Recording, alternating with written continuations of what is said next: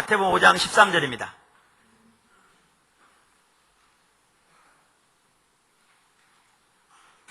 (5장 13절에서 16절) 너희는 세상의 소금이니 소금이 만일 그 맛을 잃으면 무엇으로 짜게 하리요?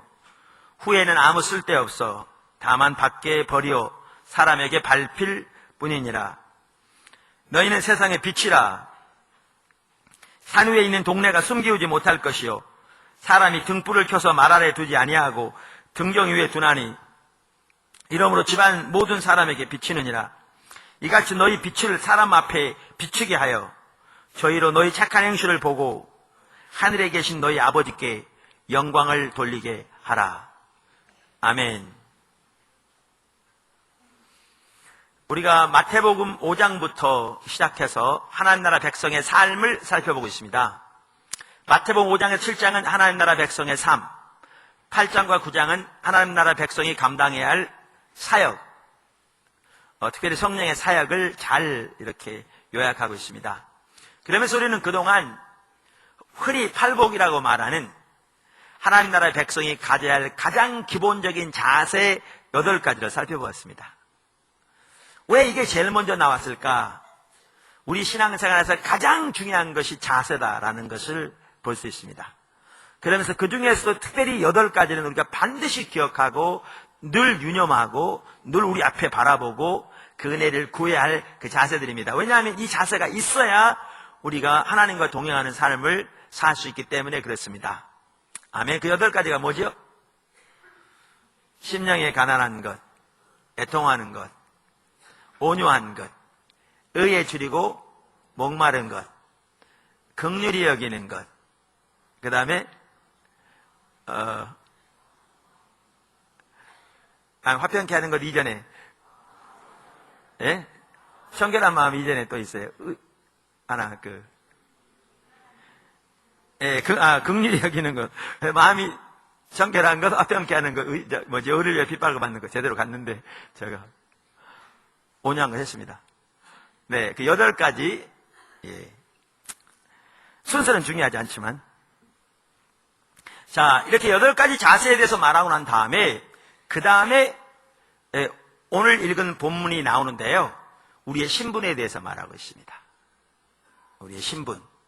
다시 말하면, 빛과 소금이 하나님 나라의 백성으로서의 우리의 신분인, 그러니까 세상에서의 우리의 신분이 빛과 소금이라는 거죠. 그러니까 자세를 말하고 난 다음에 왜 신분이 나왔을까? 여기에 보면 하나님께서 우리에게는 우리의 신분이 무엇인가를 분명히 알아서 그런 그 비전을 가지고 살아가기를 원하시는 것 같습니다. 아멘. 사실 우리는 참으로 소중한 존재입니다. 하나님께서 빛과 소금으로 우리를 만드셨으니까요. 우리는 살아가야 할 이유를 가지고 있는 사람들이지요. 위대한 소명을 받은 사람들입니다. 우리 모두가.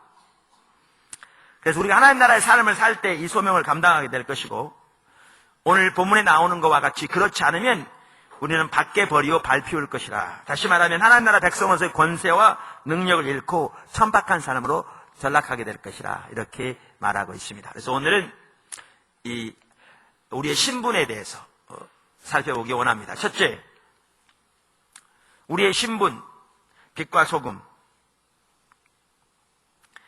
플린이라는 학자가 말하기를 소금과 햇빛보다 유용한 것은 없다라고 했는데, 그 말처럼 우리의 신분은 참으로 소중한 것입니다. 아멘. 여러분이 세상에서 배운 것이 적고 가진 것이 적고 못생기고 힘이 없어도 여러분은 하나님 앞에서 참으로 소중한 존재라는 사실을 기억하셔야 합니다. 제가 그냥 하는 얘기 아닙니다. 그냥 여러분에게 좀 띄우게 하기 위해서 하는 얘기가 아닙니다. 자, 보세요. 우리가 지난 주간에도 나왔고 지난 성탄절에도 나왔습니다. 하나님 나라 가치관과 세상의 가치관은 다르다. 그래서 세상은 강함을 추구하죠. 그래서 보다 많이 배운 걸 추구하고, 보다 많이 가진 걸 추구하고, 보다 권력이 높아지는 걸 추구하고, 다른 사람 위에 서는 걸 추구하고, 보다 잘생긴 것을 추구하고. 이 자체가 다 나쁘다 그 얘기는 아닙니다. 그런데 여러분이 이 삶을 추구해 가지고 빛과 소금으로 삶은 살 수 없습니다. 여러분이 이 삶을 추구해서 설령 이것을 얻었다 할지라도 빛과 소금의 삶을 살지 못하면 하나님이 예비하신 소명은 전혀 이루는 게 아닙니다. 하나님의 뜻이 여러분 삶 속에 이루어지지 않습니다. 특별히 하나님께서 여러분을 통해 사시고자 하는 빛과 소금으로서의 그 소중한 소명은 전혀 감당되지 않을 것입니다. 하나님 앞에서 그 삶은 아까 말씀드린 대로 하나님의 권세와 능력을 잃고 천박한 삶으로 전락하게 될 것입니다. 사람 앞에서는 잘 보일지 몰라도. 근데 여러분이 말씀드린 대로 세상에서 좀 특권이 부족하고 조금 못 배우고 좀 못 가지고 좀 권력도 없고 빽 있는 사람 아는 사람 하나 없고 이렇다 할지라도 여러분이 진정으로 빛과 소금의 삶을 살면 세상의 그 어떠한 자와도 바꿀 수 없는 소중한 하나님의 일이 여러분들 통해서 이루어질 겁니다.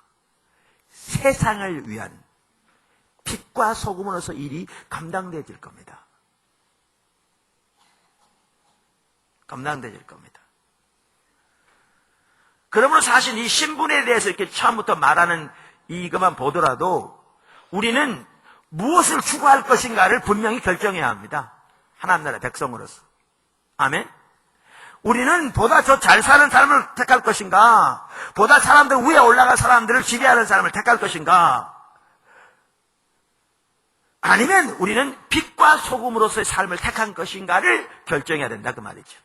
당연히 이 삶을 살 때도 하나님 어떤 사람들은 권세를 주시고 요셉에게 그렇게 하신 것처럼 어떤 사람에게는 부를 주시기도 하고 그러나 그들을 통해서 세상의 강함을 추구하는 자들이 누린 것처럼 그렇게 살아가도록 부와 권세와 명예를 주신 것이 아니라 빛과 소금으로의 삶을 살도록 하나님께서 은혜를 부으시는 거죠. 이건 전혀 다른 삶이 될 겁니다. 사실은. 그리고 우리가 빛과 소금의 삶을 살면 말씀드린 대로 세상에서 그것이 부족하다 할지라도 아무리 그것이 많은 사람보다 훨씬 더 하나님 나라를 위해서 세상에 없어서는 안 될 너무나 소중한 일을 감당하게 하실 거라 그 말이죠. 하나님이 이 말씀을 통해 그거를 말씀하시는 것 같아요. 하나님 나라의 백성인 너희들은 선택해라. 어떤 삶을 살 것인지. 그래서 이 구절을 제일 처음에 여기 놨다고 생각합니다.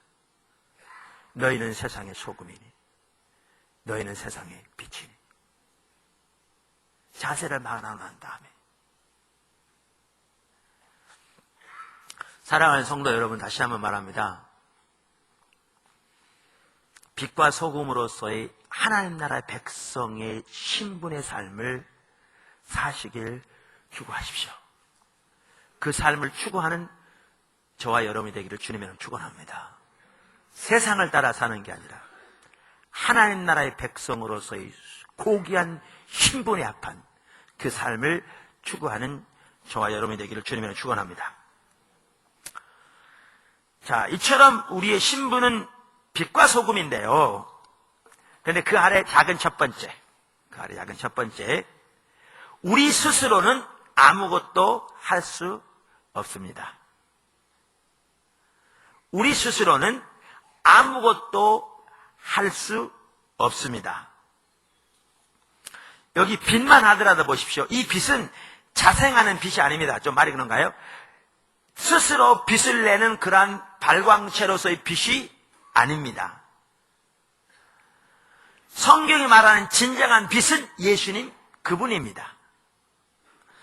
그래서 이사야서 하반부만 하더라도 고난의 종으로 오실 메시아가 곧 빛이라 이렇게 말했습니다. 이사야 42장 6절 늘 말씀드린 저는 이미 찾아옵니다. 시간이 많지 않기 때문에. 그러니까 여러분들 부지런히 성경을 찾아야 됩니다.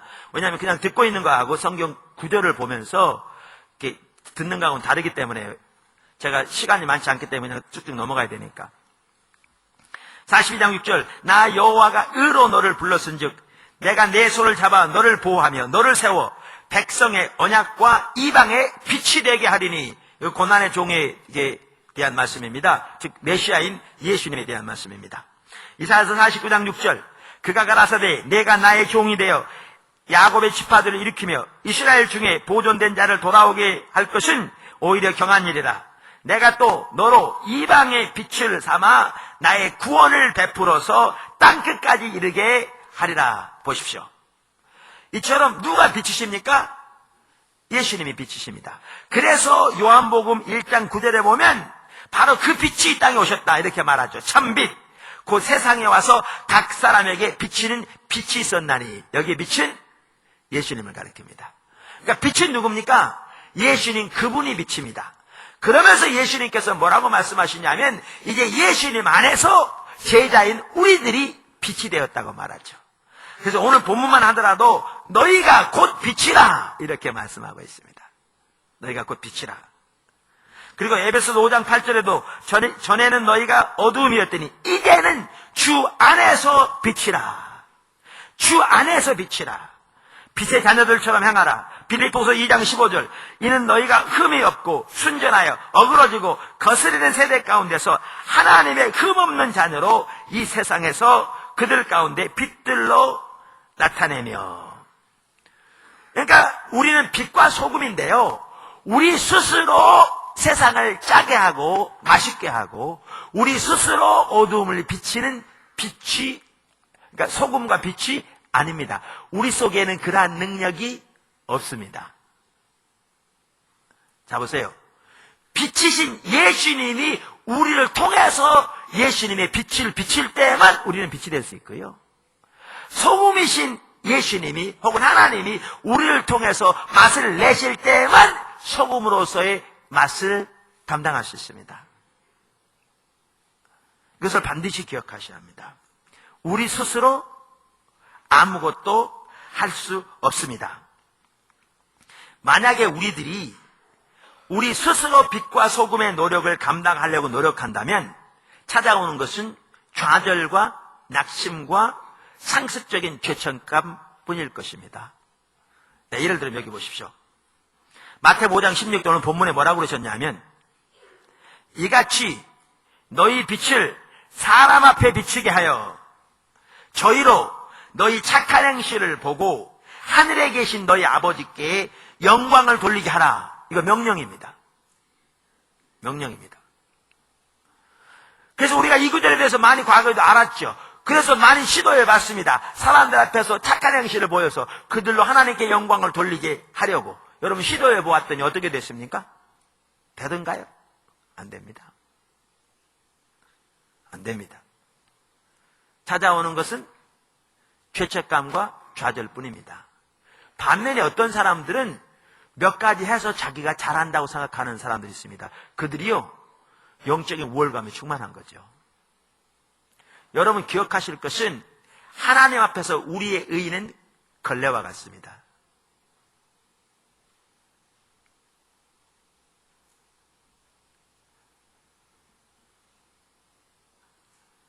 걸레와 같습니다.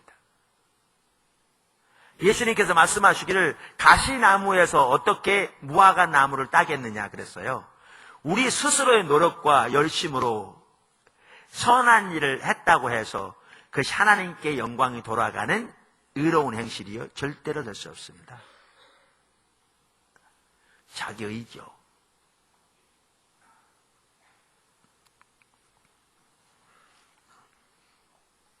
우리가 자기의를 의지하면 그것이 율법주의로서 십자가의 원수로 행하는 것이고요, 그렇게 되면 하나님의 은혜는 우리에게서 거치고 성령의 임재는 거치고 십자가의 능력을 소멸됩니다.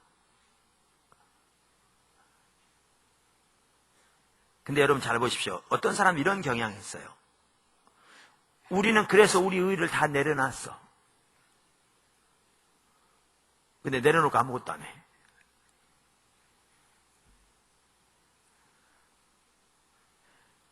예수님께서 하나님 나라 백성의 삶에 대해서 말하면서 자세에 대해서 말하고 난 다음에 가장 먼저 너희는 빛과 소금이라.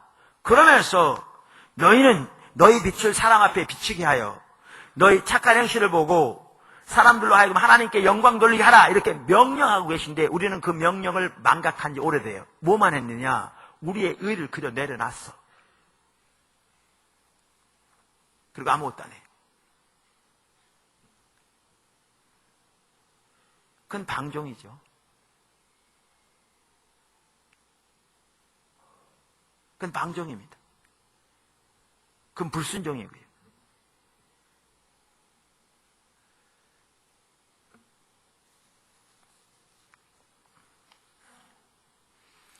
하나님께서 왜 이 구절을 다른 삶을 말하기 전에 가장 먼저 말했을까? 이 삶을 추구하라는 것이라니까요.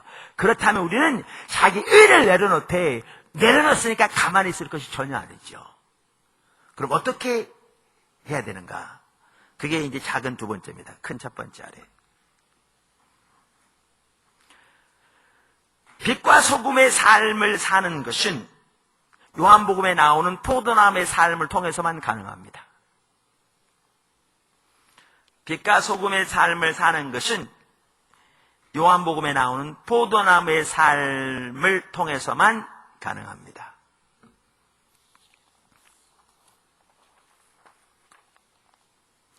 우선 포도나무의 삶이 뭐냐? 요한복음 15장 4절부터 6절까지 이렇게 말씀하셨잖아요. 예수님께서. 그 앞부터 보면 좋은데 제가 시간이 없기 때문에 중간만 잘라서 합니다. 죄송합니다. 여러분 성경 찾아보시면서 앞뒤를 다 보세요. 내 안에 거하라. 나도 너희 안에 거하리라. 가지가 포도나무에 붙어있지 아니하면 절로 과실을 맺을 수 없음 같이 너희도 내 안에 있지 아니하면 그러하리라. 나는 포도나무요 너희는 가지니 저가 내 안에 내가 저 안에 있으면 이 사람은 과실을 많이 맺나니 나를 떠나서는 너희가 아무것도 할 수 없습니다.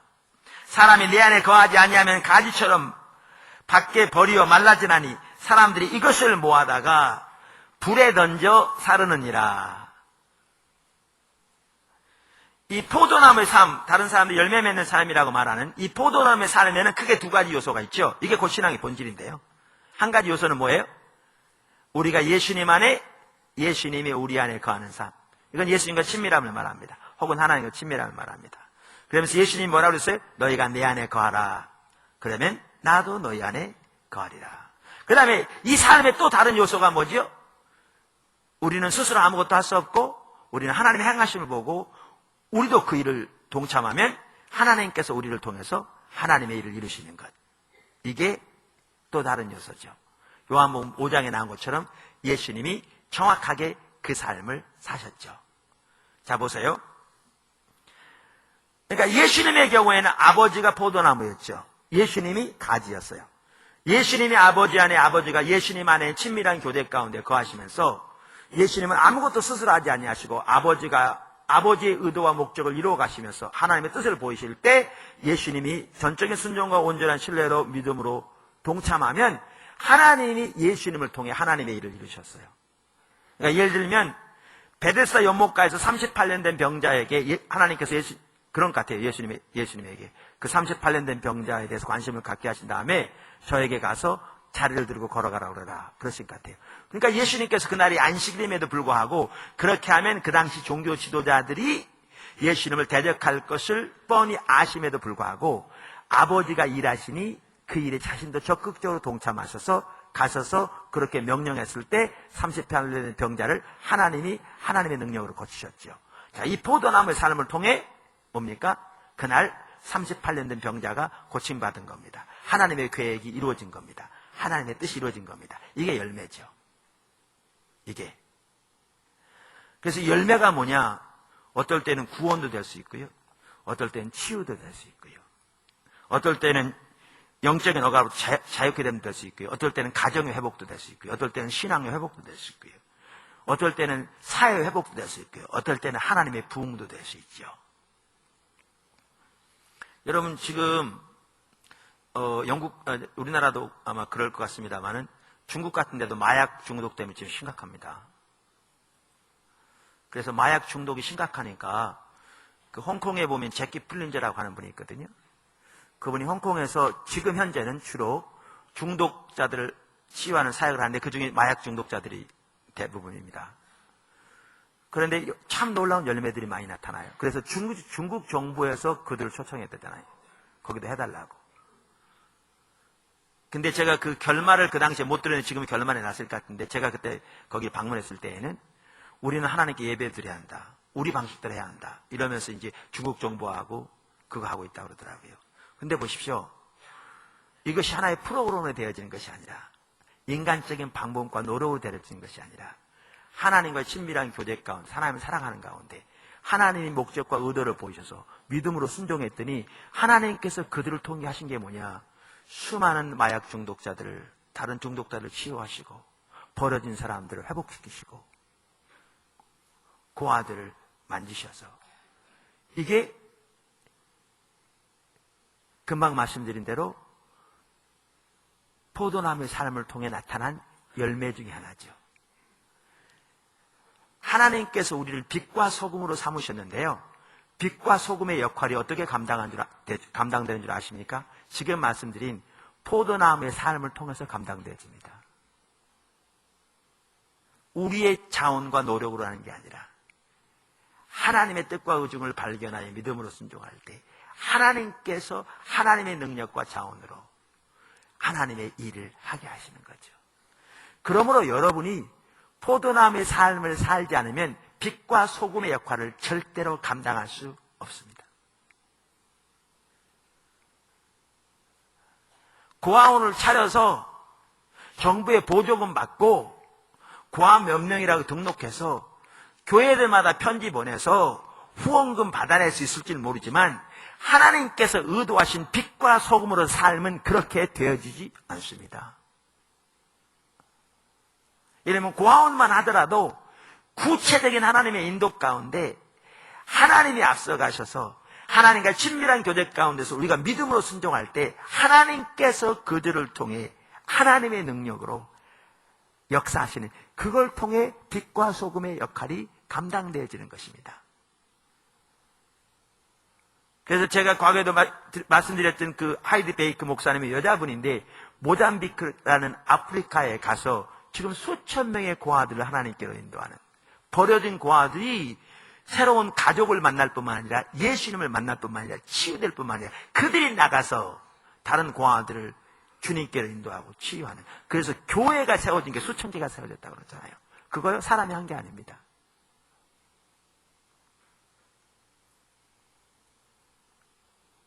제가 그 제키 플린저 그 분이 쓴 그 추룡이라는 책이 그 책이거든요. 홍콩에 사역했을 때. 좀 있다 보니까, 야, 어떻게 이런 일을 할까? 이건 사람으로 될 수 있는 일들이 아니에요. 제가 간단히 말씀드려서 그런데요. 사람으로 될 수 있는 일들이 아닌. 어떻게 이런 일이 가능할까? 어떤 일이 이런 일을 할 수 있을까 도대체? 어떤 사람이? 그 생각 딱 들더라고요. 근데 그 바로 다음 순간에 저에게 딱 떠오른 생각이 그래, 하나님은 하실 수가 있지. 그분이 했다면 그거 안 되는 겁니다. 자기 의만 드러나고 실제로 열매를 맺지 않은. 그러나 하나님이 앞서가시니까 공산주의 국가도 인정하는 하나님의 일이 이루어지는 겁니다. 빛과 소금의 삶은 포도나무의 삶을 통해서만 가능합니다.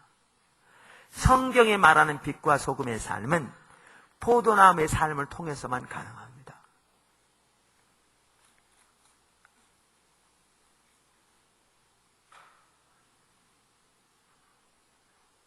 아멘. 큰 두 번째, 하나님 중심적인 삶이 필수입니다. 포도나무의 삶, 그걸 저는 신앙의 본질이라고 그러는데, 신앙의 본질, 하나님과 친밀한 교제, 하나님의 행하심을 보고 우리의 온 사람을 동참하는 것, 이 모든 위에서 가장 필수적인 요소 중에 하나는 하나님 중심적인 삶입니다. 하나님 중심적인 삶 없이 포도나무의 삶 가능하지 않습니다. 하나님 중심적인 삶 없이 그렇기 때문에 빛과 소금의 삶 가능하지 않습니다.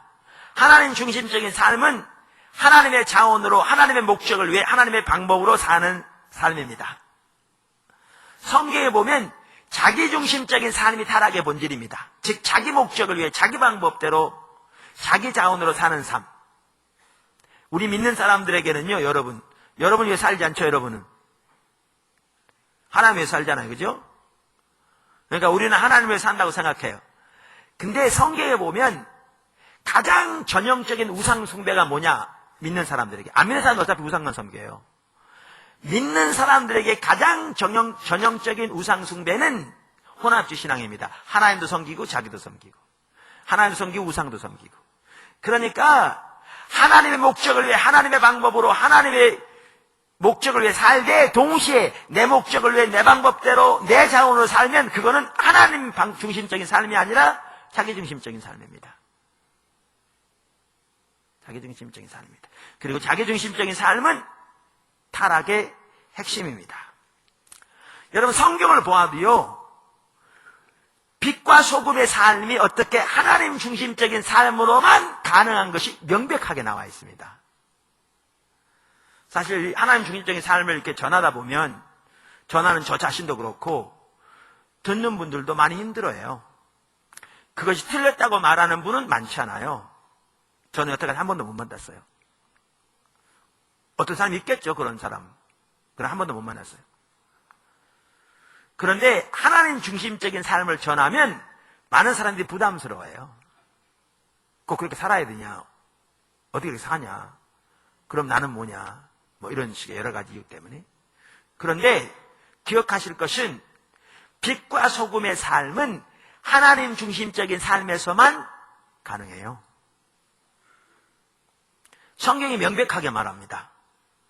그럼 소금 하나 먼저 보실래요? 소금. 이 소금에 대한 구절이 또 나오는 데가 있어요. 어디 나오죠? 누가복음 14장에 나옵니다. 그 누가복음 14장 25절부터 보십시오. 얼른 성경 찾아보십시오.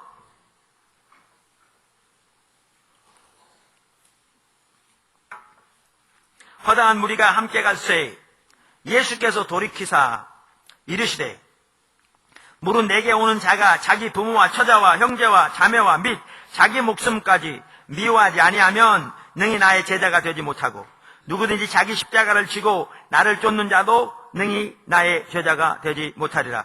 너희 중에 누가 망대를 세우고자 할진대 자기의 가진 것이 준공하기까지에 족할는지 먼저 앉아 그 비용을 예산하지 아니하겠느냐. 그렇게 아니하여 그 기초만 쌓고 능히 이루지 못하면 보는 자가 다 비웃어 가로되 이 사람이 역사를 시작하고 능히 이루지 못하였다 하리라. 또 어떤 임금이 다른 임금과 싸우러 갈 때 먼저 앉아 1만으로서 저 2만을 가지고 오는 자를 대적할 수 있을까 헤아리지 아니하겠느냐. 만일 못할 터이면 저가 아직 멀리 있을 동안에 사실을 보내어 화친을 청할지니라. 이와 같이 너희 중에 누구든지 자기의 모든 소유를 버리지 아니하면 능히 내 제자가 되지 못하리라. 자, 여기 보세요. 그러면서 뭐가 나옵니까? 소금은 좋은 것이나 소금도 만일 그 맛을 잃었으면 무엇으로 짜게 하리요. 땅에도 거름에도 쓸데없어 내어버리느니라. 들을 기 있는 자는 들을지어다 하시니라. 여기 오늘 그 말씀이 나와요, 안 나와요? 나와요. 근데 왜 여기에 이 말씀이 나오는지 아세요? 왜? 누가복음 14장 아까 읽은 25절부터가 지금 예수님께서 뭘 말씀하시는데요? 하나님 나라의 삶을 말씀하시는데요. 그러니까 예수님은 하나님 나라의 메시지를 전하러 오셨습니다. 이건 학자들이 다 동의합니다. 성경이 명백합니다. 하나님 나라는 하나님의 주권적인 통치를 가리킵니다. 하나님이 우리의 삶의 왕 되신 삶을 말합니다. 그래서 왕으로 다스리실 뿐만 아니라 거기엔 하나님의 길, 하나님의 법도가 통하고 하나님의 임재와 능력이 함께 하시며 하나님이 거하시며 두루 향하시며 그곳에 하나님의 생명이 넘치기를 원하시고 그것을 통해서 다른 많은 사람들에게 하나님의 은혜와 생명이 넘치기를 원하시는 하나님의 주권적인 통치로 이 땅에 오셨고 예수님을 통해 그 메시지를 전하셨습니다. 그러면서 뭐예요? 나를 따라오려거든. 그러니까 우리가 지난번에 살펴본 것처럼, 우리는 사단의 권세에서 하나님 나라로 옮겼는데, 하나님 나라 백성으로서 예수님을 따르려면 어떻게 한다고요? 첫째는 자기 십자가를 져야 한다. 십자가 진단 말은 뭡니까? 자기 죽는 것을 의미합니다. 그러니까 옛날에 누가 십자가 지고 가면 금방 알았어요. 뭐하러 가는지. 죽으러 가는 거였거든요. 우리처럼 이렇게 목걸이 하는 게 아니라. 그러면 십자가 죽는다는 말은 뭐냐? 자살한단 말이 아니죠. 자살은 죄죠. 그러면 십자가 진다는 말은 뭐냐? 자기 목적, 자기 계획, 자기 목표, 거기에 사망 선고해야 한다 그 말이에요. 왜요? 우리가 주님을 따르되 그게 안 내려지면 어떻게 되는데요? 내 목적에 맞는 범위 내만 순종해요. 순종하더라도 뭘 순종할 건지, 얼마만큼 순종할 건지, 언제 순종할 건지, 그거 누가 결정하죠? 내가 결정해. 뭐에 따라서? 내 목적과 내 계획과 내 의도에 따라서. 그러면 아무리 우리가 하나님이 주인이라고 그럴지 몰라도 주인은 실제로 하나님 안 해요. 누가 주인이에요? 내가 주인이에요. 하나님마저도 내가 부려. 내가 주인이에요. 그러니까 아무리 하나님 섬긴다고 그러지만 하나님 섬긴 게 아니에요. 결국 누굴 섬겨요? 나를 섬겨. 그러니까 하나님을 통해서 내 유익을 추구해. 내 목적을 추구해. 그 다음에 또 이렇게 하나님 나라 백성으로서 예수님을 따르려면, 그게 우리 신앙인데, 예수님을 따라가려면 뭐를 어떻게 한다고요? 가장 가까운 식구인 부모, 자식, 남편, 아내, 형제를 미워하래. 이 말은 진짜 미워하란 말이 아니에요. 왜냐하면 원수도 사랑하라고 그랬는데요. 그리고 남편에게 아내를 사랑하되 그리스도가 교회를 위해 자기를 내어주신 같이 사랑하라고 그랬고, 아내에게 남편에게 복종하되 교회가 그렇게 하라고 그랬는데, 이 말씀은 미워하란 말이 아니죠. 이 말씀은 뭐냐 하면 그 가장 가까운 사람들에 대한 사랑과 하나님에 대한 사랑을 비교해 볼 때 이것이 미움이 될 만큼 누구를 먼저 사랑하는 거예요? 하나님을. 근데 만약에 하나님을 사랑한다고 하지만 이게 안 내려지면 어떻게 되는데요? 우리는 우리 가족에게 도움되는 범위 내에서만 순종해. 내 자식에게 유익한 범위 내에서만 하나님의 말씀을 따라. 그러니까 결국은 하나님이 주인이 아니고 내가 주인인 거예요. 그 다음에 또 뭐라고 말씀하셨느냐? 모든 소유를 버리지 않으면 내게 합당치 않다 그랬어요. 이 말은 진짜 돈 갖다 버리라 그 얘기 아니고요. 모든 소유의 주권이 누구에게 가라? 하나님께. 근데 그게 안 가면 어떻게 되는데요? 내 돈에 도움이 되는 범위 내에서만 순종해. 뭘 순종할지, 뭘 순종 안 할지, 언제 순종할지, 얼마만큼 순종할지 뭐가 결정하느냐? 내 돈이 결정해. 그러면 하나님이 주인이 아니고 내 돈, 즉 내가 주인인 거죠. 그러니까 하나님이 우리의 왕 되시려면 예나 지금이나 우리에게 가장 소중한 나 자신, 내 가족, 내 돈이라도 하나님의 발 앞에 내려져야 비로소 그때에 하나님이 우리의 왕 되시는 거예요. 바꿔 말하면 하나님 그분이 우리가 우리의 모든 것으로 사는 보화가 되시는 거죠. 그게 하나님 나라 비유잖아요. 보화를 바르게 하며 덮어두고 가서 모든 것을 팔아 그 밭을 샀느니라. 하나님 그분이 우리의 모든 것으로 사는 보화가 되는 삶이 하나님 나라의 삶이에요. 그거를 지금 여기 말씀하고 계세요. 근데 왜 여기 소금이 같이 나온 줄 아세요? 그 삶을 살아야 소금의 역할을 감당할 수 있어요. 지금 여기 나온 데는 뭐예요? 그 사람에 떠나면 그게 소금의 맛을 잃는 거예요.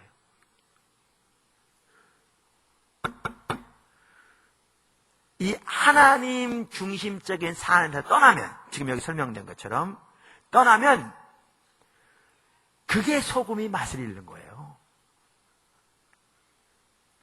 그게 다른 게 소금이 맛을 잃는 게 아니고 하나님의 백성이 하나님 중심적인 삶에서 자기 중심적인 삶으로 전락한 게 맛을 잃는 거예요. 신분을 잃는 거예요. 우리를 빛과 소금으로 창조하셨는데, 빛과 소금으로 삼으셨는데 우리의 신분을 잃는 게 뭐냐? 자기중심적으로 전락한 거예요. 그게 여기 보시면, 그러면 이렇게 자기중심적으로 전락하면 어떻게 되는데요?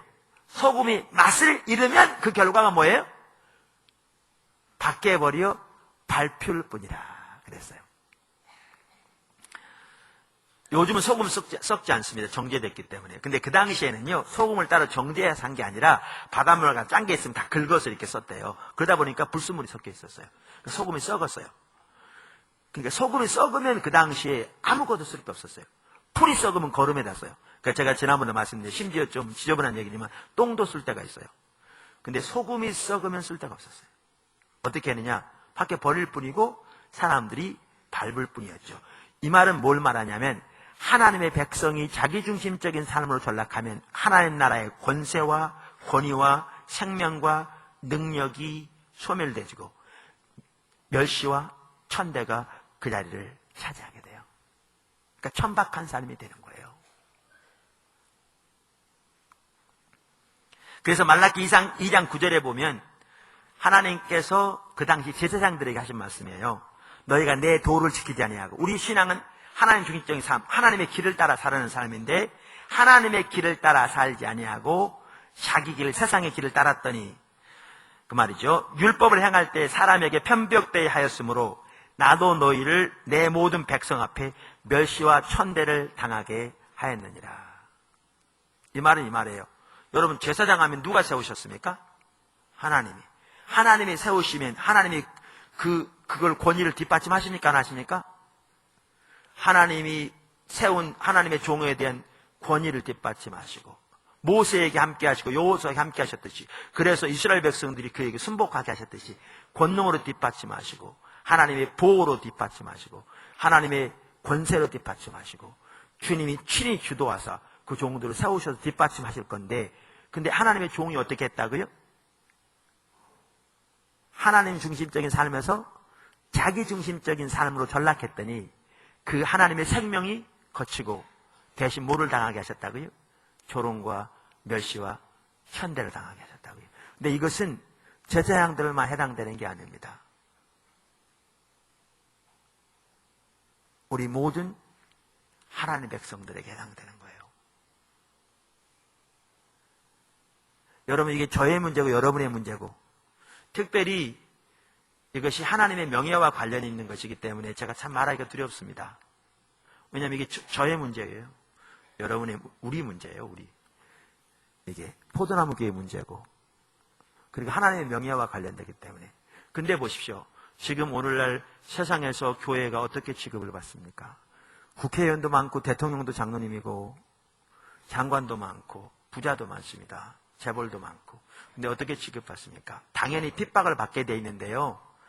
근데 그래서 지금 이렇게 핍박받습니까? 그 점도 없지 않겠지만 하나님의 백성이 세상적인 것을 추구해서 권세와 부와 능력과 지위와 학식은 가질지 몰라도 하나님 중심적인 삶에서 떠나면 신부를 잃기 때문에 하나님의 생명과 임재와 능력과 권세가 뒷받침하지 않기 때문에 찾아온 결과는 멸시와 천대입니다.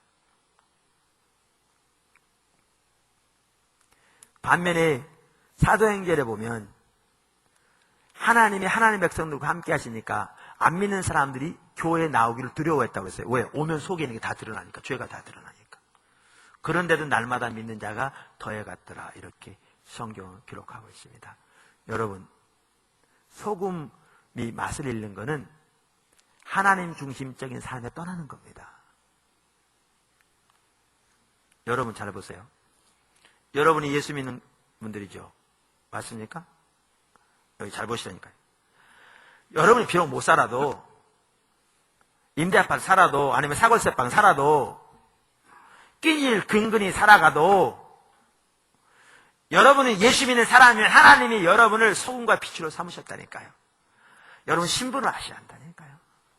근데 여러분이 하나님 중심적인 삶을 살면 비록 끼니가 부족할지 몰라도 여러분의 삶 속에 하나님이 여러분의 필요를 채우실 뿐만 아니라 하나님의 생명이 함께하게 돼 있다니까요. 거기에 하나님의 임재의 능력이 함께하게 돼 있어요.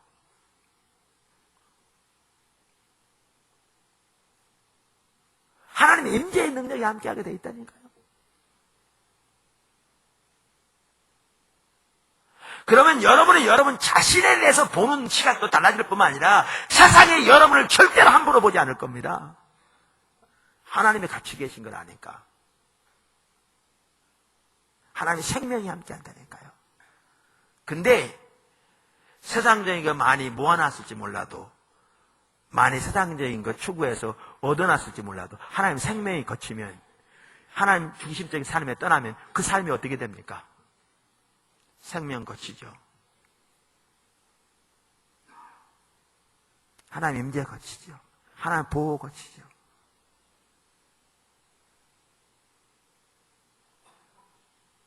하나님 뒷받침이 거치죠. 세상적인 방법은 가득할지 몰라도, 세상적인 부는 좀 있을지 몰라도, 세상적인 아는 사람 백은 좀 있을지 몰라도 거기에 하나님의 실제가 함께하고 계시냐고요. 그 하나님 생명이 함께하느냐고요.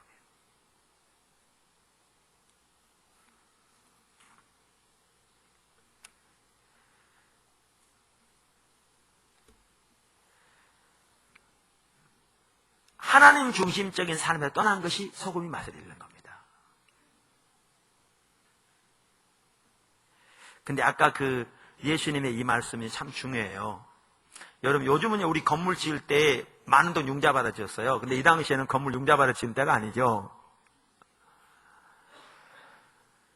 근데 건물을 짓다가 중간에 해놓으면 어떻게 돼요? 여러분 가끔 가다 보시면 건물 짓다가 중단한 것만큼 보기 싫은 게 없어요. 흉과 같이. 보기 싫죠? 또 하나는 그동안 돈이 아무리 많이 들어가서도 쓸모가 없어요. 그거는. 완성하기 전에는. 잘 아시죠? 쓸모가 없어.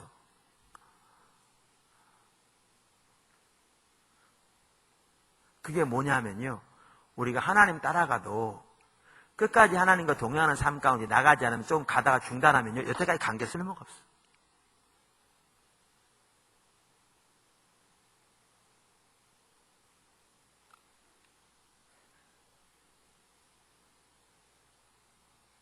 그 얘기입니다. 끝까지 하나님 중심적인 삶으로 서는 저와 여러분이 되어야 될 줄 믿습니다. 소금만 그런 게 아니고 빛도 그래요. 빛도 하나님 중심적인 삶을 살아야 빛의 역할이 돼요. 왜냐하면 우리가 스스로 빛을 내는 게 아니니까. 그러니까 여기 오늘 나온 본문과 똑같은 구절이 누가복음에도 나오고 마가복음에도 나오거든요. 누가복음 예레미야 8장 16절에 나오고 빛에 대한 얘기가, 마가복음 4장 21절에 나오는데요. 이 두 군데 다 어디 나오느냐? 예수님이 말씀하신 씨 뿌리는 비유와 함께 나와요. 제가 그 중에서 누가복음 8장 14절 이하부터 읽어볼게요. 그 전부터 읽으면 좋은데 시간이 없으니까. 가시떨기에 떨어졌다는 것은 말씀을 들은 자니, 이제 아시죠? 뭐 이렇게 밭쭉 말하면서, 지내는 중 이생의 염려와 재리와 일락의 기운에 막혀 온전히 결실치 못한 자요, 좋은 땅에 있다는 것은 착하고 좋은 마음으로 말씀을 듣고 지키어 인내로 결신하는 자니라. 자, 16절 보세요. 누구든지 등불을 켜서 그릇으로 덮거나 평상 아래 두지 아니하고 등경 위에 두나니 이는 들어가는 자들로 그 빛을 보게 하려 함이라. 여러분, 이 구절이 오늘 본문에 나온 구절이죠? 왜 여기 나오죠? 마가복음 4장도 똑같은 얘기가 여기 나옵니다. 왜 여기 나온다고 생각하십니까? 여러분? 왜? 자명합니다. 명백합니다. 뭐냐고요? 성경에 나오는 좋은 밭의 삶을 살아야 빛의 삶을 산다는 거예요. 의심할 나위 없이. 그럼 좋은 밭이 뭔데요? 네 종류의 밭이 있다고 그랬잖아요. 그죠? 네 종류의 밭. 그러면 길가는 뭐죠? 이건 과거에 제가 설교했어요. 간단히 말씀. 길가는 배우고자 하는 자세가 없는 굳은 마음은 교만한 마음이어서 말씀을 안 받아들이니까 열매를 전혀 못 맺는 거죠. 그러니까 이런 거죠. 예수님 당시에 예수님을 통해 하나님 나라가 이 땅에 임했어요. 단순히 예수님 메시지만 전한 게 아니라 하나님의 주권적인 통치가 거기 임하고 계셨어요. 같이. 그리고 말씀을 전하시면서 그들을 어디로 들어오는 거예요? 단순히 예수님 믿고 천국 가라 그 얘기 아니라 천국 가는 걸 포함해서 이 하나님 나라로 들어오는 거예요. 그래서 예수님은 집중적으로 뭘 전했어요? 하나님 나라 메시지를 전했어요. 회개하고 돌아오라. 회개하고 복음을 믿으라. 하나님 나라로 들어오라. 그 말이죠. 그때 이 메시지를 받는 사람들이 네 종류가 있었어요. 그 중에 하나가 길가인데, 길가가 예수님 시대로 말하면 어떤 사람과 같아요? 종교 지도자들 같은 사람들이에요. 나름대로 열심히 하나님을 섬길지 몰라도 배우고자 하는 자세가 없어요. 자기가 가지고 있는 작은 지식과 작은 경험을 가지고 판단해서 안 받아들이니까 핵심이 배우고자 하는 자세가 없으니까 예수님을 통해서 그렇게 놀라웠게 역사하고 계신데도 전혀 깨닫지도 못하고 받아들이지도 않아요. 그래서 예수님 대적해요. 이들이 누구냐? 이들이 길가입니다. 그러면 거기 나오는 뭐죠? 두 종류가 더 뭐죠? 가시밭과 돌밭은 뭐냐? 이들은 예수님을 어떨 때는요, 안 먹고 사흘씩이나 쫓아다니는 사람들이에요. 그것도 걸어서. 뭐하러? 말씀 들으러. 말씀을 들을 때 여러분처럼 듣는 분 정도가 아니고, 여러분이 잘 듣는 분도 있지만, 어떤 분 좋은 분도 있잖아요. 여러분 정도 듣는 게 아니라, 그들은 예수님께 말씀을 들을 때 눈물을 흘리면서 들어요. 3일씩 안 먹으면서 쫓아다녔다, 걸어서. 그 말씀 들으려고. 눈물을 흘리면서. 그들은 죽은 지 나흘 된 나사로가 이걸 동원하고 강시처럼 뛰어나온 걸 본 사람들이에요. 죽은 지 나흘 된 나사로, 그 더운 나라에서 다 썩은 나사로가 맨체로 살아나서 나온 걸 본 사람이라니까요. 그들은 오병이어 기적으로 남자만 5,000명, 장정만 5,000명 이상 되는 사람들이 먹고도 12광주에 남은 것을 직접 본 사람들이에요. 그렇게 놀라운 은혜를 받은 사람들이에요. 근데 그들은 어떤 사람들이 아세요? 아까 말씀드린 뭐죠? 자기가 안 내려진 사람들이에요. 돈에 대한 집착이 안 내려진 사람들이에요. 자기 목적이 안 내려진 사람들이에요. 나를 따라오면 이러라 그랬는데 그게 안 내려지니까 어떻게 되는 거예요? 말씀으로 인하여 손해가 예상될 때 그 말씀을 버려버린 자들, 이게 돌밭이고요. 세상에 대한 욕심과 염려와 목표와 돈에 대한 탐심이 열매를 못 맺게 가로막은 그게 가시밭입니다. 이들이 그래서 열매를 못 맺었습니다. 못 맺었어요. 저는 이렇게 생각합니다. 그 마태복음 보면요, 길가는 보지 못했다고 나와 있어요. 좋은 밭은 보았다고 나와 있어요. 근데 두 종류는, 중간에 두 종류는 아무 말도 없어요. 저는 이렇게 생각해요. 이건 제 그냥 해석입니다만은, 왜 아무 말도 없을까? 실제로 못 본 자들이, 왜 못 본 자들인가? 본 자들이 좋은 밭이니까. 이들은 좋은 밭이 아니니까 못 본 자죠. 근데 왜 그 말이 없을까? 본인들은 본다고 생각했겠죠. 한번 생각해 보세요. 그렇게 예수님 쫓아다니는 사람들이 있으니까 얼마나 본다고 생각했습니까? 근데 보세요. 자기가 내려지지 않으면 못 보게 돼 있어요. 잘 들으십시오. 아무리 사모하고 아무리 열망해도 자기가 내려지지 않으면 못 보게 돼 있습니다. 다시 말합니다. 아무리 새벽기도 안 빠지고 아무리 금식기도를 밥 먹듯이 해도 자기가 내려지지 않으면 안 보이게 돼 있습니다. 자기가 내려지지 않으니까. 못 본 자들이죠. 그러면 좋은 밭은 어떤 자들입니까?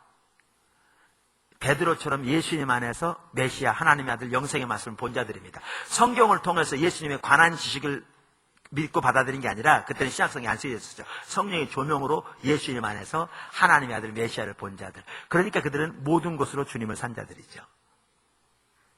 이게 뭡니까? 좋은 밭입니다. 이게 하나님 중심적인 삶을 말하는 거죠. 근데 여기 보시면 빛은 어떤 자들이 사는 거예요? 좋은 밭이.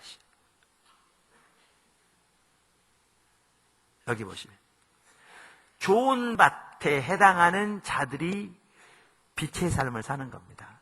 우리 자원으로 사는 게 아니기 때문에. 그러니까 하나님 중심적인 삶을 통해서만 빛과 소금의 삶이 가능합니다. 하나님 중심적인 삶에서 떠난 게 맛을 잃는 것이고, 소금이 하나님 중심적인 삶에서 떠난 게 빛이 그 빛을 잃고 어둠이 얼마나 가득하겠냐. 마태복음 13장에 예수님께서 말씀하신 바입니다.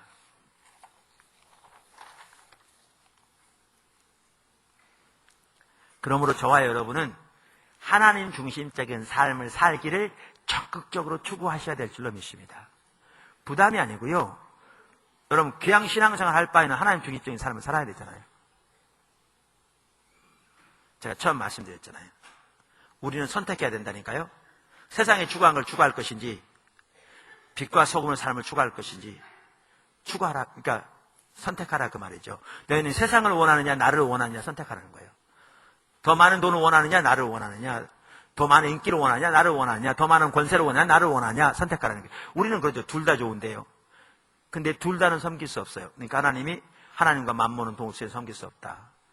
이를 미워하거나 저를 사랑한다. 선택해야 돼요. 그러면 어느 거를 선택할 건지는 우리가 선택해야 합니다. 만약에 우리가 선택을 똑같이 세상이 추구한 걸 추구하는 것을 선택하면서 동시에 열심히 우리가 기도하고 금식한다고 그게 안 되는 거라니까요. 화연 모임마다 안 빠지고 나와서 기도받아도 안 되는 거라니까요. 그게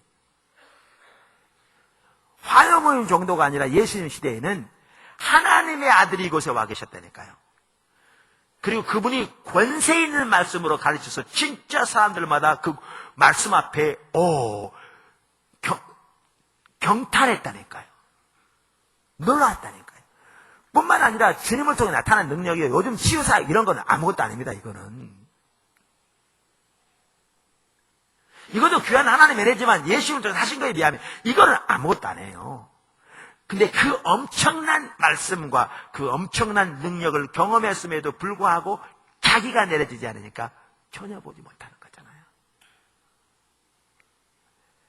똑같이 세상에 추구하는 걸 추구하면서 동시에 하나님께로부터 은혜도 받고 능력도 받고 하나님의 친밀함도 원하고 하나님께 쓰임받기도 원하고 하나님과 함께하기도 원하니까 안 되는 거예요. 그러니까 왜? 하나님은 명백하게 둘 다 섬길 수 없다고 말하는데 하나님과 만몬은 섬길 수 없다고 말하는데 그러니까 우리는 처음부터 선택해야 합니다. 뭘 택할래? 뭘 추구할래? 선택해야 되는 거예요. 근데 여러분 기억하실 것은요, 이게 참 진짜 하나님의 법칙은 많은 경우에 뭐라 그러죠? 갑자기 생각해. 파라독스라고 그러잖아요. 예. 모순처럼 보이는 하나님 법칙이 이거죠. 얻고자 하는 자는 잃을 것이요. 아까도 말한 대로 여러분이 하나님의 백성이면 풀은 썩으면 거름에다 쓰는 것처럼 안 믿는 사람들은 그렇게 살면 세상으로 잘 살긴 할 수 있어요. 근데 저와 여러분을 하나님이 택하신 것은 빛과 소금으로 택하셨는데 우리가 세상을 추구하여 살면 세상 사람과 똑같은 걸 추구하여 살면 그거 얻는 게 아니라 그것 좀 얻을지 모르지만 진짜 잃는다 그 말이죠. 아까 말한 하나님의 생명 다 잃고 권세 잃고 뒷받침 잃고 하나님 위엄과 존귀와 다 잃고 뭐만 멸시와 천대만 남는 다 잃. 근데 너희가 나를 위하여 자기를 버리면 이 말은 잃으면 추구하면 얻으리라 그 말이죠. 하나님을 얻어요. 무엇보다 이렇게 하면 부자 되는 게 아니고요. 하나님을 얻어요. 근데 하나님 안에 모든 게 다 있어요. 하나님은 당연히 우리들의 필요를 채우세요. 여러분 진짜 하나님 사랑하면 사람이 길을 따라 살아면서 굶어 죽을 일 없습니다. 진짜 하나님 길을 따라 살아가면서 굶어 죽는 사람이 있으면 찾아보세요. 없어요.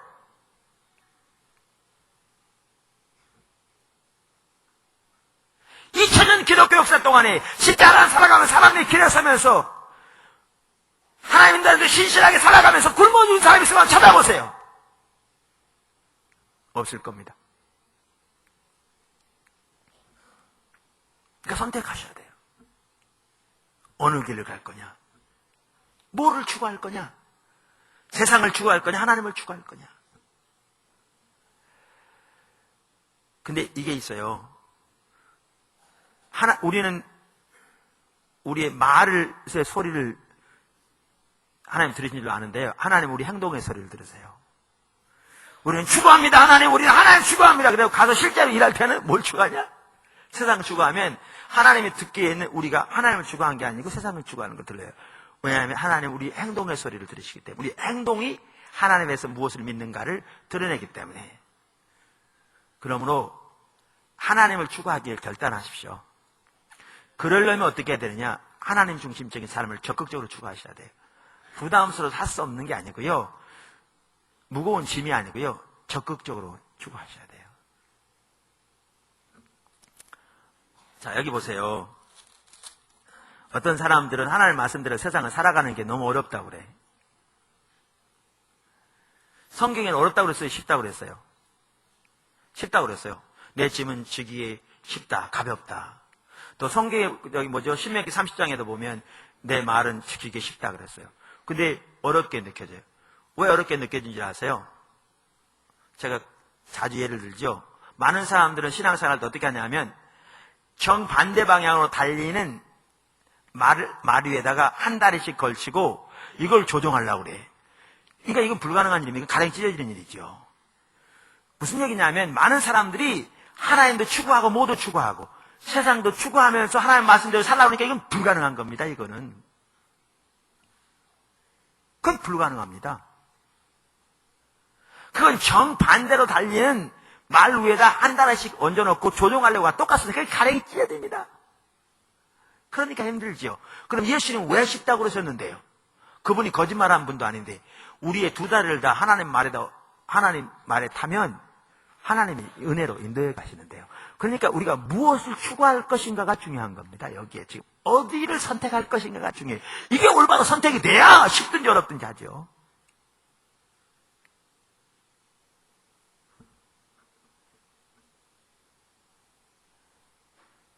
아멘? 그러니까 여기서부터 출발입니다. 여기서부터.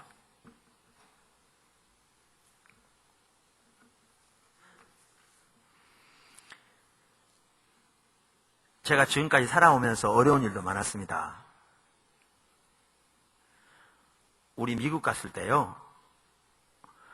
한 달치 그러니까 한 학기 납부금 내고 거기는 월세로 살잖아요. 다음 달치 생활비 내고 나니까 돈 남는 게 얼마 남은 줄 아세요? 800불 남았더라고요. 그게 우리 전 재산이었습니다. 800불. 한 달 생활비나 될래나. 미국 가서. 오죽했으면 우리 큰애한테 미안한데 우리가 전혀 기대하지 않을 때 갑자기 애가 생겨가지고 앞이 안 보였습니다. 미국에서 애 낳는 것도 돈이 많이 들어가는데 생활을 해야 되고 그렇게 앞이 캄캄한 적도 있었습니다. 그런데 하나님께서 여태까지 주님 따라가면서 굶어본 적 없고요. 돈 때문에 하나님의 일이 안 된 적 한 번도 없습니다.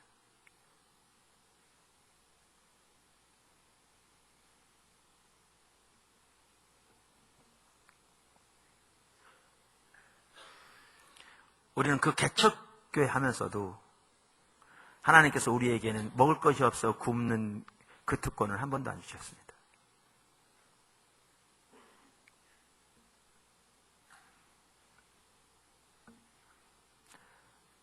뭘 택할 것인가를 선택하셔야 합니다. 어느 삶을 추구할 것인가를 선택하셔야 합니다. 빛과 소금으로서의 하나님 나라 백성으로서의 그 위대한 삶을 추구할 것인가, 안 믿는 사람처럼 적당히 하나님을 믿지만 세상을 추구할 것인가를 선택하셔야 합니다.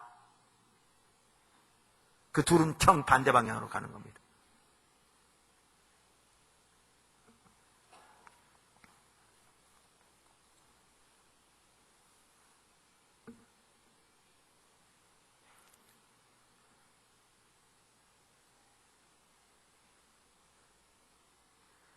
큰 세 번째. 시간이 다 됐네요. 제가 이 부분을 좀 이렇게 나누다 보니까. 근데 하나님께서 그 부분을 분명히 하기를 원하시는 것 같아요. 근데 사실은 뭐 우리가 임의적으로 해놓은 게 아니시지 뭐. 아니, 왜냐하면 제가 한 포인트를 또 살펴볼 중요한 포인트가 있어요. 네 번째 포인트인데 그거는 뭐 1분 내에 끝나는데요. 간단히 끝나는데 이 세 번째 포인트가 중요한 포인트예요. 근데 그 부분을 하려면 시간이 좀 걸려요. 많이는 안 걸려도 좀 걸리는데 시간이 지금 55분이니까 5분밖에 안 남았어요. 자, 일부 예배 시간에는 아까 말씀드린 부분을 강하게 안 다뤘어요. 왜냐하면 그 부분을 그렇게 강하게 안 다루게 하셨어요. 그래서 설교를 다 10분 전까지 마쳤는데 하나님께서 우리에게 특별히 2부 예배 나온 우리들에게 분명히 선택하라고 그러신 것 같아요. 그리고 이 출발점에서 올바로 안 되면 다음은 절대로 올바로 될 수가 없습니다. 아까 말씀드린 아무리 많이 사모하고 아무리 많이 금식하고 아무리 많이 쫓아다니고 그래도 안 된다니까요. 여기서 출발점에서 안 되면. 그 다음은 안 돼요.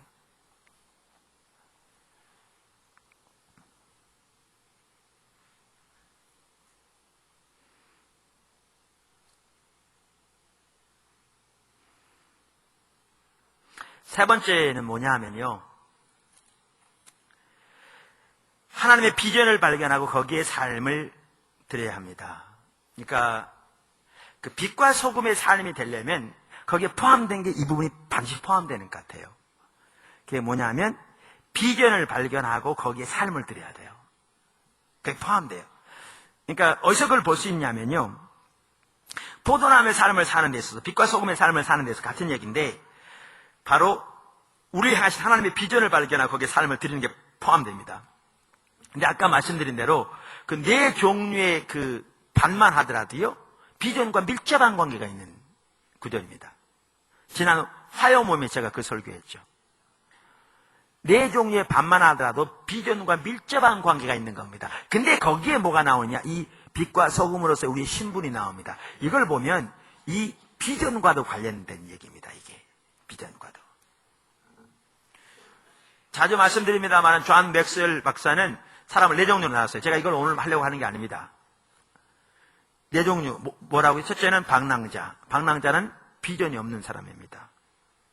둘째는 겁쟁이. 비전을 보고도 두려워서 대가가 두려워서 가지 못하는 사람. 세 번째는 성시자. 비전을 보고 온 사람으로 달려가 거기에 이른 사람. 네 번째는 리더. 자기가 거기에 이를 뿐 아니라 다른 사람을 그리로 인도하는 사람. 근데 우리가 비전이 없으면 방랑자가 되는 거죠. 무엇을 위해서 열심히 살아요. 아침부터 저녁까지 직장에 다니고 밤늦게까지 때로는 야근하고 주말도 없이 열심히 삽니다. 부지런히 노력합니다. 문제는 뭘 위해 사는지 모르는 거죠.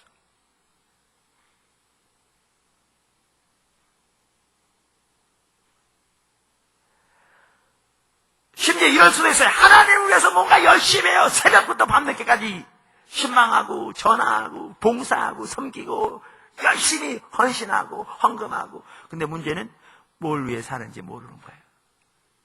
이게 방랑자입니다. 여러분, 사도 바울은 여러 곳에서요, 우리의 신앙생활을 마라톤 경주에 비유했어요. 그러면서 자신은 향방 없이 달리지 않았다고 그랬어요. 네, 한번 생각해 보세요. 요즘 마라톤 경주할 때 그 에스코트를 다 해줍니다. 그렇죠? 근데 그 당시에 에스코트가 없었죠. 또 길도 포장된 것도 아니고. 근데 생각해 보세요. 어떤 사람이 마라톤 경주를 나갑니다. 그 마라톤 경주 나가기 위해서 옷을 특별하게 새로 맞췄습니다. 반바지 해가지고 잘 달릴 수 있도록 아주 가벼운 걸로 맞췄습니다. 그래가지고 부지런히 뜁니다. 가다가 그 당시엔 돌이 우둘투둘한 것도 많았을 텐데, 돌도 있었을 텐데, 그 돌에 부닥쳐서 안 넘어지려고 그냥 신경을 많이 쓰고, 언덕길을 올라갈 때는 그냥 땀나지만 이 언덕만 넘어 또 내려간 길이 있다 싶어서 그냥 열심히 노력하고 갑니다. 근데 문제는 어디로 가는지 몰라. 결승점이 어디 있는지 몰라. 그러면 얼마나 우습겠습니까? 그게 비전이 없는 사람입니다. 똑같습니다. 어디로 가는지 모르는 거죠.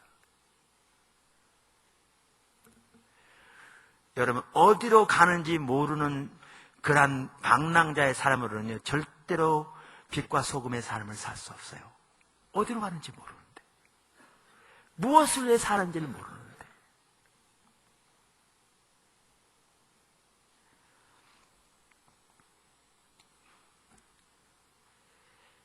여기서 말하는 비전은 여러분 잘 알듯이 우리가 우리의 인생을 위해서 세운 계획이나 목표를 말하는 게 아닙니다. 심지어 우리가 하나님을 위해서 세운 계획이나 목표를 말하는 것도 아닙니다. 성경이 말하는 비전은 하나님이 하나님의 계획과 하나님의 목적과 의도를 우리에게 보이신 것을 말합니다. 그래서 잠언 29장 18절은 묵시가 없으면, 그러니까 계시가 없으면 백성이 방자에 행하리라 이렇게 나와 있습니다. 킹 제임스에는 이것이 비전이 없으면 백성이 망하리라 이렇게 돼가지고 사람들이 비전, 하나님의 세운 계획으로 생각하는데요. 뉴 킹 제임스를 다시 번역한 그 성경에 보면 똑같이 번역했습니다. 뭐라고? 계시가 없는 곳에 백성이 방자 행하리라. 그래서 진정한 비전은 우리가 하나님을 세운 계획이 아니라 하나님이 하나님의 목적을 우리에게 보이신 것을 말합니다. 여러분, 노아의 예를 보십시오. 하나님이 노아에게 하나님의 피조물인 인간의 죄가 하늘에 닿았으므로 그 시대를 완전히 물로 멸하고 노아를 통해서 새로운 민족을 세우시려는 하나님의 계획을 알리셨습니다. 이게 비전입니다.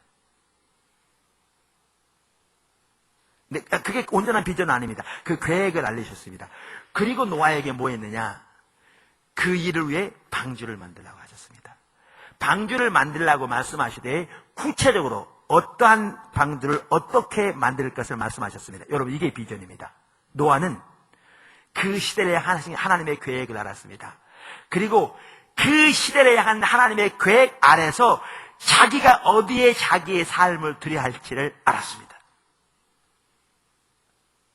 이게 비전입니다. 그는 살아갈 이유가 있는 사람이었습니다. 그는 자기 인생을 어디에 어떻게 투자해야 할 것을 알았습니다. 만약에 노아가 이런 하나님의 계획을 전혀 알지 못하고 아무래도 자기는 의로운 사람이라고 했잖아요. 아무래도 자기가 보기에는 심판이 곧 임할 것 같아. 세상이 너무나 타락했어. 그러니까 집집마다 다니면서 회개하고 돌아오라고 심판이 임할 것 같다고 전도하고 외치고, 그래서 목이 다 갈라지고 손이 다 부르트고 입이 다 찢어졌다 할지라도 그렇게 했더라면 하나님의 계획은 이루어졌을까요? 아니요. 그게 방랑자입니다. 그게 방랑자예요. 뭔가 열심히 해. 하나님을 위해서 열심히 할 수 있어요. 아침부터 저녁까지 큰 희생과 헌신을 다해서. 문제는 어디로 가는지를 모르는 거죠. 그게 방랑자입니다. 근데 노아는 그렇지 않았어요. 노아는 하나님의 비전이 있었어요. 하나님의 목적과 의도와 뜻을 알았을 뿐만 아니라 그 하나님의 목적과 의도와 뜻 아래서 자기가 어디에 있어야 할 것을 알았습니다. 이게 비전입니다. 우리는 이 비전을 보고 거기에 우리 삶을 들여야 합니다. 그래야 빛과 소금의 삶을 살 수 있습니다. 제가 이 부분을 좀 더 명확하기 위해서 한 가지 예를 드릴게요. 제가 미국에 있는 친구 얘기를 가끔 하는데, 친구 목사님, 그 교회 집회에 몇 번 갔다 그랬잖아요. 갔을 때 좀 이렇게 하나님의 은혜를 받는 것 같았는데 우리가 보기엔 또 옛날로 자꾸 돌아가는 것 같고, 그래서 그만둬야 되나. 그러면 또 이기수 목사님 가서 집회하면 또 이렇게 확 은혜 받고 또 이렇게 결단하고 또 서고, 근데 또 돌아간 것 같으면 또 다시 가서 하면 또 그렇고, 그 다음에 또 김계현 목사님을 같이 하면 이렇게 또 이렇게 뭐 하고, 그래서 이렇게 뭐 하셨어요. 그분이 은혜 안 받은 게 아니죠. 옳고 맞다는 건 이해하는 겁니다. 그리고 그걸 또 성경을 전했죠. 그 말씀을. 근데 하나님의 길이 또렷이 안 보였죠. 그러다 그분이 결정적인 계기가 있었어요. 그게 뭐냐면 교회에 큰 어려움이 있었어요. 성도 중에 한 명이 큰 교통사고가 났는데 그 어려움을 당하는 걸 보면서 성도들이 믿음으로 전혀 서지 못한 걸 보게 된 거예요. 그러니까 여태까지 나름대로 오랫동안 교회를 섬겨왔는데 결과가 이거밖에 안 되나 싶으니까 너무나 충격을 받은 거예요. 이건 아니다. 그래서 그분이 하나님의 길에 서기로 결단한 거예요. 이렇게. 그래서 그게 계기가 돼가지고 전환을 했어요. 근데 보세요. 전환했는데 거기가 다가 아니었어요. 그러다 어떤 일이 있었냐면, 이제 그 지역은 우리나라로 말하면 아주 작은 도시예요. 한국 사람도 많지 않은. 그러니까 좀 더 한국 사람이 많은 큰 도시에 가서 이렇게 새롭게 목회를 하고자 하는 마음이 있었어요. 늘. 그래가지고 어느 큰 도시에 어떤 교회가 열린 것 같으니까 알아보기 시작했어요. 그런데 일이 잘 진행 안 됐어요. 그거 하는 사람이 비추신 게 뭐냐면 자기 속에 야망이 있는 걸 보이셨어요. 그래서 그걸 내려놓게 됐어요. 그리고 하나님이 쓰라는 자리에 있겠다고 결단했어요. 근데 그분 얘기가 그때 교회가 확 변한대더래요. 그때까지 그렇게 안 변했는데. 그 다음에 제 얘기를 들으세요. 목회자들을 그전부터 붙이기 시작했는데 하나님이 딱 보이신 게 뭐였냐면 자기가 다른 도시에 가서 교회를 세우는 게 아니라 붙이시는 목사님들을 잘 섬기고 잘 양육해서 그분들이 여러 지역에, 한 교회뿐만 아니라 여러 지역의 교회들을 세울 때 협력하는 일로 하나님이 부르신 것을 보게 됐어요. 자, 보세요.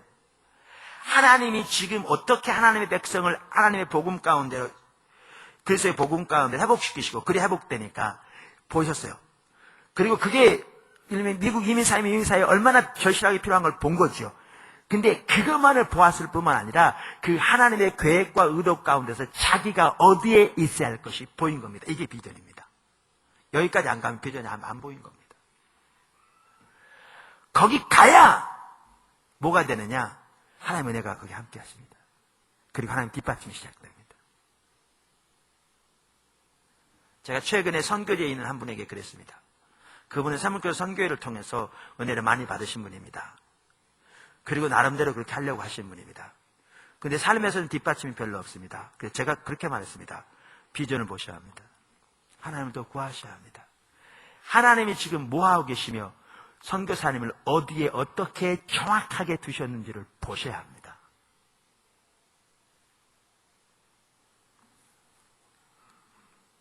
바울 아시죠?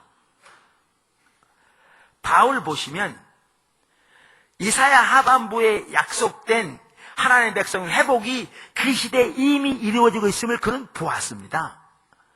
고난의 종으로 오신 메시아가 오셔서, 예수님이 오셔서 십자가에 못 박혀 돌아가시고 부활하심으로 하나님께서 이사야 하반부부터 약속하신 하나님의 백성의 구속이 근본적으로 이루어졌을 뿐만 아니라 그 회복과 부흥의 역사가 지금 전 세계적으로 확장되고 있음을 보았습니다. 그는 그 하나님의 일을 보았습니다. 처음에는 자기 열심대로 하나님을 섬기는 자였으나 하나님 만나고 그가 근본적으로 변화해서 하나님이 그 시대에 하나님이 하고 계신 일을 보았습니다. 무슨 말 이해하시죠? 하나님이 하고 계신 일을 보았습니다. 근데 그게 비전이 아닙니다. 하나님의 행하심을 보되 그 안에서 자기가 어디에 있어야 할 것을 보았습니다. 자기는 사도로서 이방인을 위한 사도이되 이방인을 위한 사도 중에서도 교회가 없는 곳에 복음을 전하여 교회를 세워 교회의 털을 닦는 일이 자기를 부르심을 보았습니다. 하나님의 행하신 그 의도 가운데, 목적 가운데서 자기가 어디에 있어야 할 것을 본 겁니다. 그리고 거기에 자기의 전체를 걸었습니다. 이게 비전을 본 겁니다. 거기까지 가야 합니다. 거기까지 가야 하나님 뒷받침이 있습니다. 하나님의 은혜가 회복됩니다. 거기까지 가야.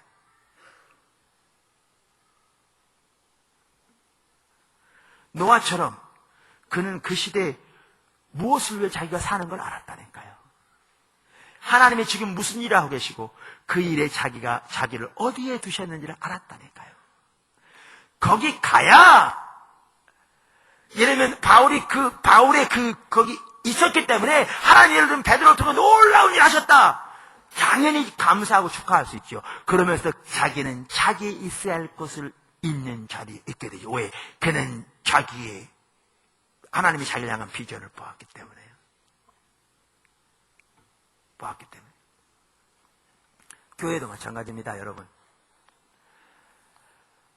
어떤 분은 그런 분이 있어요. 그건 목사님의 비전이 내 비전은 아닌데요. 여러분 이럴 수 있습니다. 하나님께서 아브라함을 부르실 때는 아브라함 한 사람을 부르신 게 아니고요. 아브라함을 통해서 하나님을 위한 한 백성을 세우시려고 계획하시고 아브라함을 부르셔서 그 일을 위해서. 마찬가지로 하나님께서 저에게 하나님 비전을 보실 때 저 개인을 위한 게 아니라 하나님께서 교회를 세우기 위해서 하신 거죠. 그리고 여러분 한 분 한 분을 지체로 두셨어요. 여기서 중요한 것은 어떤 분들은 교회에 올 때 자기에게 주신 비전, 이 교회가 내 비전과 똑같다는 게 자기 비전 이루러 온 분이 있어요. 잘못 온 겁니다. 교회는 자기 비전을 이루러 오는 게 아닙니다. 하나님의 교회를 부르신 비전을 발견하고 자기가 드려지는 것이지 자기 비전 이루러 가서는 안 됩니다. 그 다음에 또 하나, 어떤 분 이런 분들이 있어요. 어차피 하나님이 일하고 계신데 나는 여기서 열심히 하면 그 하나님 비전 이루는 거 아닙니까? 아니요. 그게 충분하지 않습니다. 그게 충분하지 않습니다. 제가 사문교 선교회 목사님들에게 그렇게 나눈다니까요. 우리 그때 울산 포도나무교회 그 창림 예배 가서도 뭐라고요? 다른 사람을 통해서 주어진 비전만 가지고는 부족하다고 말해요. 하나님께서 저에게 하나님의 비전을 보이셔서 나누고 그것이 정확하게 성경적이고 자기 마음에 화답되어질지라도 그것은 불충분하다 그 말이에요. 거기까지는 가지고는 불충분합니다. 어디까지 가야 되느냐? 하나님과의 관계에서 하나님의 의도가 명백하게 보여질 뿐만 아니라 하나님 말씀의 토대에서 하나님이 자기를 어디에 두셨는가를 봐야 한다는 거죠. 바울처럼 그 시대에 하나님이 놀라운 일을 하고 계셨는데 그 하나님 일 가운데 하나님은 바울을 어디에 두셨는지를 바울은 알았어요. 거기까지 가야 돼요. 우리 지체들도 마찬가지예요. 포도나무 교회 하나님 놀라운 일을 하세요. 여러분 그냥 뭐였는데요? 주보요. 금년 1년 동안 하나님께서 우리와 함께 하신 은혜요 참으로 컸습니다. 하나님께서 행하신 귀한 일들이요, 여러분 눈에 다 안 보일지 몰라도 우리 가운데서 행하고 계신 일뿐만 아니라 우리 밖에서 행하고 계신 일들이요, 그 일일이 나열하자면 절대로 짧은 시간과 공간 가지고 되지 않을 만큼 참으로 귀한 일들을 하셨습니다.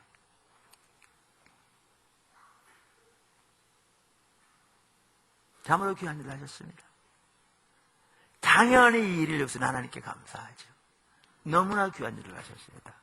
근데 여러분들은 그저 하나님께서 교회를 인도해 가시니까 난 부엌이면 부엌에서 동참하고 여기 봉사하고 이렇게 하면 하나님 뜻이 이루어지겠지. 아니요, 그것만 가지고는 절대로 부족합니다. 부족합니다. 그리고 조그마한 흔들림에 절대 여러분 굳게 서지 못합니다. 어디까지 가야 되느냐? 하나님과의 관계에서 하나님이 지금 무슨 일을 행하고 계시고 하나님이 어떠한 일을 이 시대에 행하고 계신 것을 보아야 할 뿐만 아니라, 그리고 교회를 통해서 하나님이 지금 어떤 일을 하고 계시고 어떤 일로 우리를 인도하고 계신 것을 여러분들이 보아야 할 뿐만 아니라, 그 자리에서 지체로 여러분을 이 자리에 보내신 하나님의 의도가 무엇인지, 여러분을 향한 하나님의 비전이 무엇인지를 보아야 합니다. 그 자리에 여러분이 어디에 있어야 할 걸 보아야 합니다. 보아야 합니다. 그게 보이면 거기에 여러분 삶을 투자해야 합니다. 여러분 그게 보이면요, 여러분 살아갈 이유가 있는 사람들입니다. 그게 빛과 소금의 삶입니다. 살아갈 이유가 있는 사람들입니다. 이 땅에 존재할 목적이 있는 사람들입니다.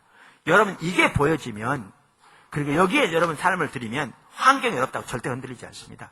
여러분 하나님 믿는 사람 치고 환경 어렵지 않은 사람 누가 있습니까? 구약의 엘리야 보세요. 하나님 말씀대로 순종했다가 자기 자신도 3년 동안 이방 땅에 과부집에 가서 날마다 빌어먹어야 됐잖아요. 그게 절대 쉬운 일이 아니었을 겁니다. 여러분보다 훨씬 어려웠죠. 여러분 그런 사람이 있습니까? 남의 집에 가서 날마다 하루 세끼 빌어먹은 사람이 있어요? 그것도 과부집에 가서. 우리는 그런 사람 없습니다. 우리는 훨씬 잘 삽니다. 그거보다. 하나님의 사람들이요 다 잘 사는 게 아니었습니다. 어려움이 없던 게 아니었습니다. 어려움도 있었고 난관도 있었고 사도 바울처럼 굶을 때도 있었고 자지 못할 때도 있었고 배 파산을 당해서 바다에서 3일 동안 떠 있을 때도 있었고 강도를 만날 때도 있었습니다. 돌에 맞을 때도 있었고 감옥에 갇힐 때도 있었고 채찍에 맞을 때도 있었고. 그러나 바울은 자기의 부르심을 알았습니다. 그는 살아야 할 하나님이 보이신 비전이 있었습니다. 살아야 할 이유가 있는 사람이었습니다. 그러니까 그의 어려움이 아니었습니다.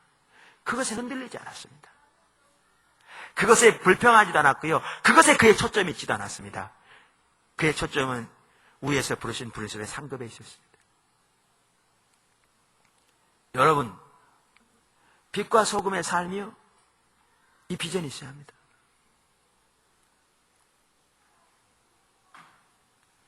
비전이 있어야 합니다.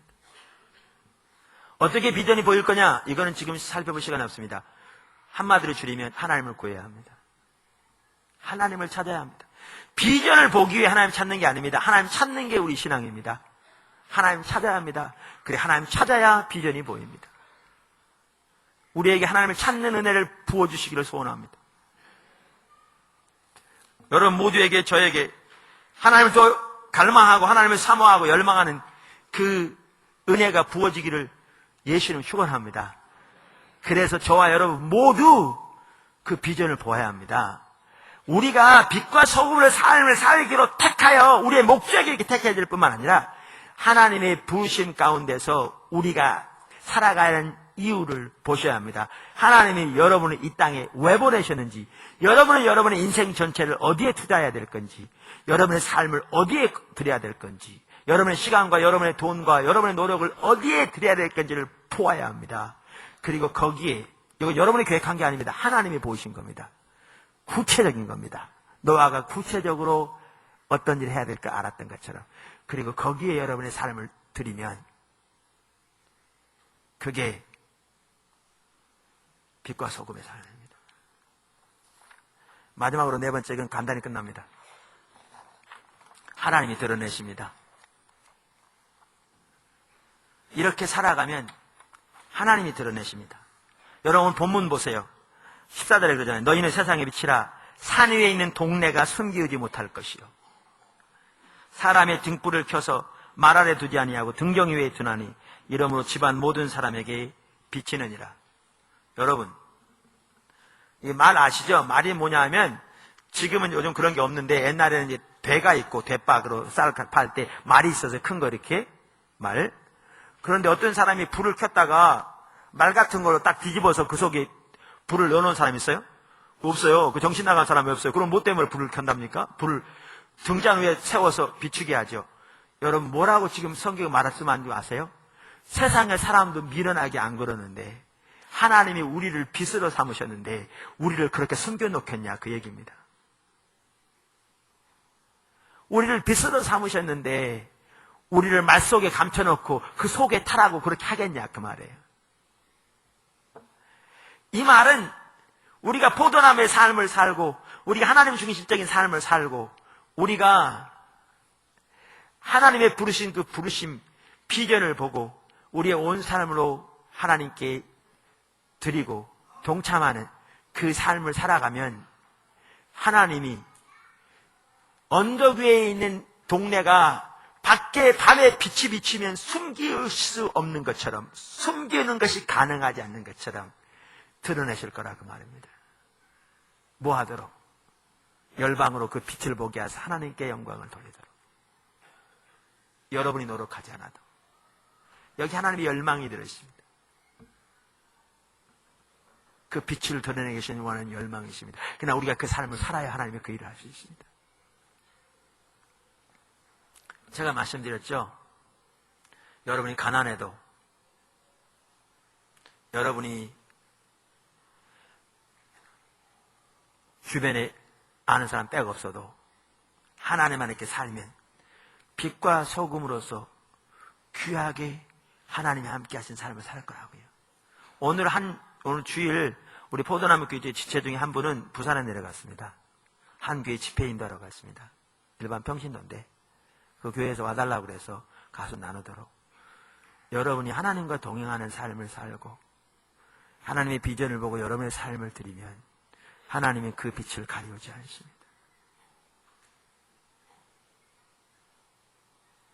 교회가 그런 삶을 살면 언덕 위의 동네가 숨기우지 못할 것처럼 하나님이 그 빛을 하나님의 질투를 가지고 드러내실 겁니다. 우리가 그렇게 주님을 구해야 합니다. 그렇게 빛과 소금의 삶을 살아야 합니다. 그렇게 빛과 소금의 삶을 추구해야 합니다, 여러분. 이제 설교 마칩니다. 하나님이 이렇게 말씀하십니다. 너희는 세상의 소금이요 빛이라.